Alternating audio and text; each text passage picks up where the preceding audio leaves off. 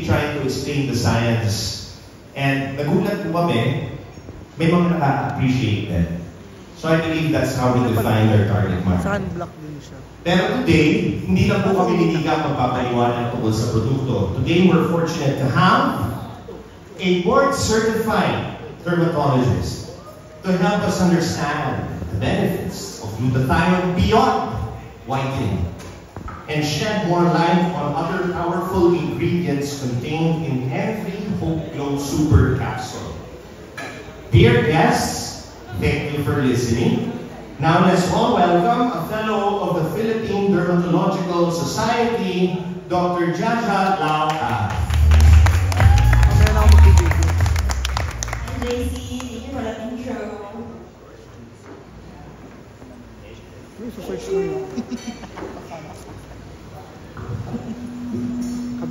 So hi everyone, good afternoon. I want first, sorry, don't go hide the vision.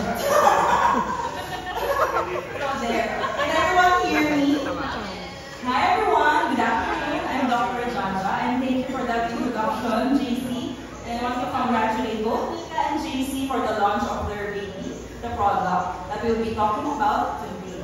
So I'll be more on the scientific side. So let me know lang kung hindi nyo naintindihan. I'll try to be as relatable as possible. So first of all, there. So next slide please. So ano nga ba ang free radicals and ano ang effect niya sa katawan natin? Actually, when we're talking about antioxidant, the first thing that comes into mind will be free radicals. Ano nga ba relation ng free radicals sa effects ng antioxidant? And eventually, ano ang benefits of taking in glutathione as an antioxidant. So next slide please. So there, medyo very scientific here. So ang effect ng free radical is parang kumukuha siya kasi wala siyang ka-pair. Usually sa katawan natin may molecules, magka-pair sila. So parang magka-love team, ganyan. Pag nawalan ng isang love team yung isa, yung free radical ang ginagawa niya is nakakapit bahay. So tinitry niyang kumuha ng isang electrode or para magkaroon ng sabay, para maging pair siya ulit. So next slide please. So in doing so, habang nakakapit bahay siya, nagkakaroon ng damage sa ating katawan. Not just on our skin, but also on our overall health. So this results to stress, oxidative stress. So what are the effects of oxidative stress on our body? So next slide please. So there, yan yung mga sources of free radicals actually. So first of all will be UV damage. Next will be undue stress, unhealthy lifestyle. So for example, if mga smoking, mga unhealthy health habits or unhealthy diet, this can also induce the formation of free radicals on our body. Next also will be environmental stress. So this can add up and this contributes to the formation of free radicals on our body. So next slide please. So here, as you can see, ano nga ba effects of free radicals sa katawan natin? So first of all, it can increase aging of the body. So aging, number one talaga, it relates to our skin health. Diba? Like what Tracy said, we want to be beautiful by staying healthy. So number one effect of free radical on our body will be to speed up aging, not just on our skin, but also on our overall health. Next will be to have inflammation or collagen damage. So collagen yan usually nawawala. Actually, we usually normally lose collagen when we mature or when we age. So there's a need to replenish this as well. So eventually, the loss of collagen and the increase in inflammation adds up to increased aging then. And of course, lastly, if there's decrease in mga antioxidant effect or mga free radical, nagkakaroon din ng delay in wound healing. So yan yung mga effects of free radicals sa katawan natin. So next slide please. So there, now comes the benefits of using antioxidants or replenishing antioxidants in our body. So when it comes to free radical formation, how do we protect our body from free radicals? So this can be seen with the use of antioxidants. Antioxidants come into play to prevent this damage on our body, not just on our skin. So next slide please. So yan yung mga usual sources of antioxidants. Now we usually hear antioxidants. Actually, antioxidants can be replenished by having healthy diet. we can usually see this in our fruits and vegetables that's being cooked. So these are the usual sources. But again, to help further replenish these sources, there are oral supplements that can help increase antioxidants in our body. So next slide, please. Yung rice hindi ko na. So there comes the effect of mga antioxidants when it comes to the use of skincare. So antioxidants mainly can help prevent inflammation, prevent premature signs of aging, and also prevent disease damage. So this can be related to helping fading away dark spots or even hyperpigmentation. So eventually it can help brighten the skin as well, having that beautiful glow, not just on the outside but also the healthy glow from within. So there, next slide, ano mga ba-effect ng glutathione? Now, ano bang ang glutathione? When it comes to the term antioxidants, we usually relate it to glutathione right away. Why so? Because glutathione is actually one of the most powerful antioxidants in our body. So, ang glutathione, those are the usual effects. Actually, it's naturally produced sa liver natin. Gusto mo pa?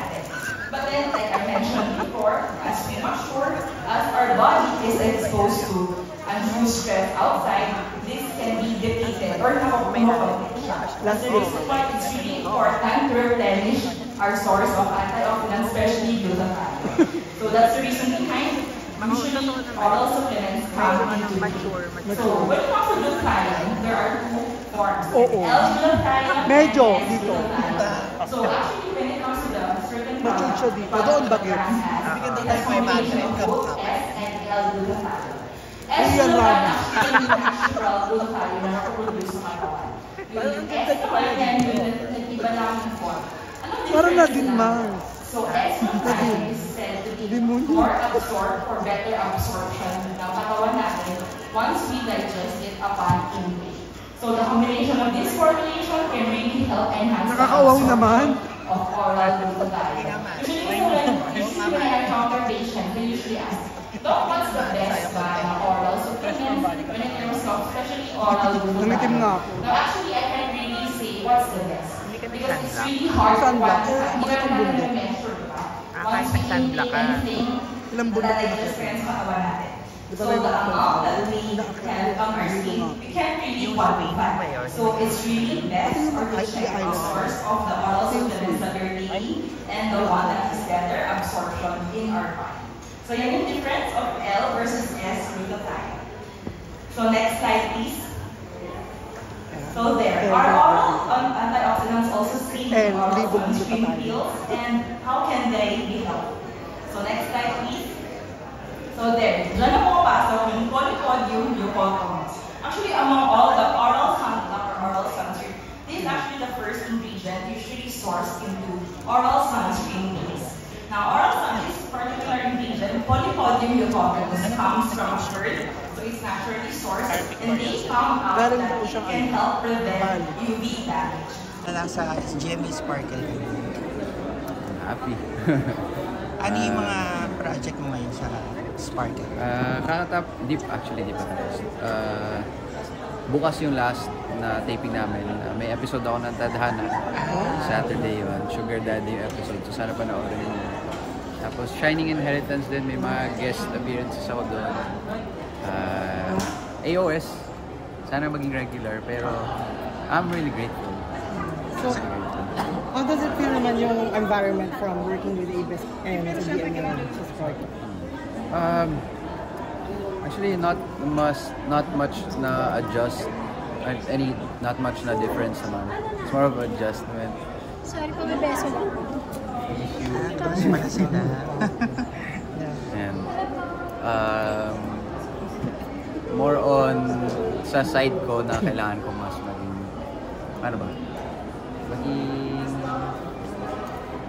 hindi naman extrovert, pero mas more mag-connect sa mga mas tao. All around ka sa GMA. Kasi mas nagkakaroon ako ng TV exposures na acting. Sa ABS, madalas sa variety shows, sa Showtime, sa ASAP. I'm really grateful for that. Pero I was hoping din na magkaroon ng acting projects. But yun nga, dito sa GMA, mas nagkakaroon ako ng opportunity and chances. Who are you supporting here sa Sinag Maynila? Si Christoph. Sa Talahib. Kasi okay, naman. Okay, how about Tony? Si Tony? So Hindi what ko you nga, did? Kasama siya sa What You Did. hindi ko nga alam na meron pala siya. Congrats to him. Hindi ko rin alam, actually, kaya hindi ko alam ano pala. May ganap pala ngayon. Magkasunod I'm just yung here bilang. for Christoph. For lang Christoph. talaga. Since I was pareho unaware. kayong bida man, right? So nag-catch up pa rin kayo ng ibang mga bida man, no? Last namin was Despedida ni Dan, Bidaman Dan, nasa Hong Kong kasi siya. Doon na siya magbe-base or nag-work? Sa Disney. Sa Disney. And, sorry to ask na, syempre you're on Sparkle na, and alam mo naman yung around the issues na nangyari ngayon kay Sando. So, anong stand mo or about this na nangyari kay Sando? So, I don't even know where to start. That's a sobrang bigat na issue. yes. And it opens a lot of pain, to be honest. It opens a lot of pain. But all I can really say is I just hope na he heals. I'm more focused on Sando kasi it's not an easy thing to experience. I'm sure even if wala na siya doon, so magma-manifest kasi yung PTSD. Tsaka yung narinig ko na sinasabi niya, he feels na parang nadidiri siya sa sarili niya. That's a lot. So yun, healing. And I hope he, gets through this. Pero ikaw, personally, how do you handle yung mga indecent proposals? I think indecent proposals, that's different from what he experienced. Indecent proposals, sometimes you just pwede mo naman i-ignore diba? It's nothing. Pero yung nangyari sa kanya, something else. So you are parang super against ka dun sa Super ano yun? against sa harassment. Oh yes. As in, I think it's one of the worst things that one human being can do to another human being. Is betray them, cross their boundaries, just take advantage of people. On a lighter note naman, kasi the Oo movie is nga. about Para, the movie is about talahib. So ano yung mga parang kinatatakutan mo kapag nakakita ka ng talahib? Yung imagination ko, yun nga, baka may nakaabang sa akin, or baka maligaw ako, yung mga ganun. So hindi ko alam, I don't know what the movie's gonna be about. So I'm excited din na panoorin yung mga pinaghirapan ng mga friends ko. Hindi lang si Christoph, si Jillian nandito rin, so I'm really excited to watch it. And lastly na lang, since you're on Sparkle na, sino yung gusto mong maka-work, top of your mind, top 3 na GMA artist or Sparkle? Top 3? Top of your mind na top 3. Sino ba? Top 3 na top of your Siguro yung mga naging friends ko. Hindi muna ako pupunta dun. Sa mga naging friends ko sa workshop, sila si Beatrice, si Gomez, si Dylan, sino pa ba? Si Mark. 3. Ayan, trio. Thank you so Okay, much. salamat. Thank Enjoy the you. movie, guys.